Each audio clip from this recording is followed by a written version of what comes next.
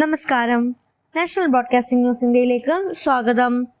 PM Shri വിഷയത്തിൽ നിലപാട് കടുപ്പിച്ച് CPIM-ഉം CPA-യും MN സ്മാരകത്തിലെത്തി മന്ത്രി വി ശിവൻകുട്ടി CPI സംസ്ഥാന സെക്രട്ടറി ബിനോയ് വിശ്വവുമായി ചർച്ച നടത്തിയെങ്കിലും തീരുമാനമായില്ല. ഇരു കൂട്ടരും അവരുടെ നിലപാടിൽ ഉറച്ചുനിന്നു. PM ശ്രീ പറ്റില്ലെന്ന് ബിനോയ് വിശ്വം വ്യക്തമാക്കി.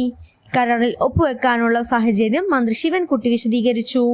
പ്രശ്നങ്ങൾക്കും പരിഹാരമുണ്ടാകുമെന്നും ചർച്ചയിലെ കാര്യങ്ങൾ വെളിപ്പെടുത്താനാകില്ലെന്നും വിദ്യാഭ്യാസ മന്ത്രി ചർച്ചയ്ക്ക് ശേഷം പറഞ്ഞിരുന്നു. മെസ്സിയെയും അർജന്റീന ടീമിനെയും കേരളത്തിലെത്തിക്കാൻ നല്ല രീതിയിൽ ശ്രമിച്ചെന്ന് കായിക മന്ത്രി വി അബ്ദുറഹ്മാൻ. നവംബറിൽ ടീമിനെ എത്തിക്കാനുള്ള ശ്രമം തുടരുകയാണെന്നും വാതിലുകൾ അടഞ്ഞിട്ടില്ലെന്നും മന്ത്രി മാധ്യമങ്ങളോട് പറഞ്ഞു.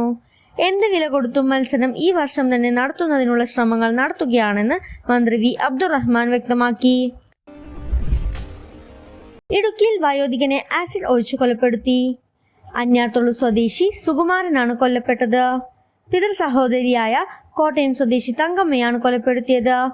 സാമ്പത്തിക ഇടപാടുമായി ബന്ധപ്പെട്ട തർക്കമാണ് സംഭവത്തിന് പിന്നിൽ. ഇന്നലെ വൈകിട്ടാണ് ആസിഡ് ആക്രമണം ഉണ്ടായത്. പിതൃ സഹോദരിയുടെ സ്വർണം സുകുമാരൻ വാങ്ങിവെച്ചിരുന്നു. ഇതുമായി ബന്ധപ്പെട്ട തർക്കമാണ് കൊലപാതകത്തിൽ കലാശിച്ചത്.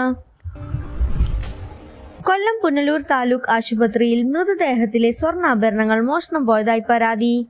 ഭർത്താവ് വെട്ടിക്കൊലപ്പെടുത്തിയ കലയനാട് സ്വദേശി ശാലിനിയുടെ 20 ഗ്രാം സ്വർണമാണ് മോഷ്ടിക്കപ്പെട്ടത്. കഴിഞ്ഞ മാസം 22-നാണ് ഭർത്താവ് ഐസക് വെട്ടിപ്പരിക്കേൽപ്പിച്ച ശാലിനിയെ പുനലൂർ താലൂക്ക് ആശുപത്രിയിലെ തീവ്രപരിചരണ വിഭാഗത്തിൽ പ്രവേശിപ്പിച്ചത്. PM ശ്രീ പദ്ധതി ധാരണാപത്രത്തിൽ ഒപ്പുവെച്ചതിനെതിരെ സംസ്ഥാന സർക്കാരിനെതിരെ പ്രതിഷേധം കടുപ്പിക്കാൻ KSU തിങ്കളാഴ്ച വിദ്യാഭ്യാസ മന്ത്രിയുടെ ഔദ്യോഗിക വസതിയിലേക്ക് നൈറ്റ് മാർച്ച് നടത്തും. ചൊവ്വാഴ്ച നിയോജക മണ്ഡലം തലത്തിൽ സ്റ്റുഡന്റ് വാക്ക് നടത്തും. പത്തനംതിട്ടയിൽ ചേർന്ന ക്യാമ്പസ് എക്സിക്യൂട്ടീവിലാണ് തീരുമാനം. കണ്ണൂർ പെരിങ്ങോം മുളപ്രയിലെ ചാക്കോച്ചൻ വധക്കേസിൽ ഭാര്യ റോസമ്മയ്ക്ക് ജീവപര്യന്തം തടവിനും 1 ലക്ഷം രൂപ ശിക്ഷയും വിധിച്ചു. തളിപ്പറമ്പ് സെഷൻസ് കോടതിയാണ് ശിക്ഷ വിധിച്ചത്.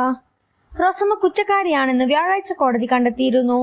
2013 ജൂലൈയിലാണ് റോസമ്മ ഭർത്താവിനെ തലക്കടിച്ചു കൊന്നത്.